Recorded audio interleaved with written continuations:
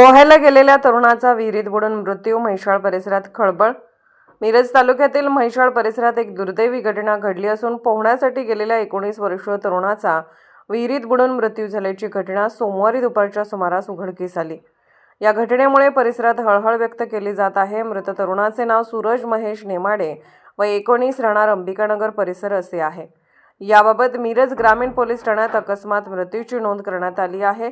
मिळालेल्या माहितीनुसार त्यांच्या वडिलांचे काही वर्षापूर्वी निधन झाले होते. त्यामुळे त्याची आई मोलमजुरी व घरकाम करून कुटुंबाचा उदरनिर्वाह करत होते.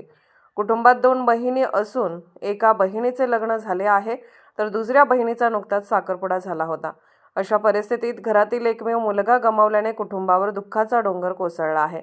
सोमवारी दुपारच्या सुमारास सूरज आपल्या काही मित्रांसोबत नरवाड रस्त्याकडील विहिरीत पोहण्यासाठी गेला होता. सूरजला पोहता येत असूनही तो अचानक बुडाल्याने नेमके कारण अस्पष्ट आहे. प्राथमिक माहितीनुसार विहिरीत असलेल्या फुटबॉलला धरून तो तरंगण्याचा प्रयत्न करत होता.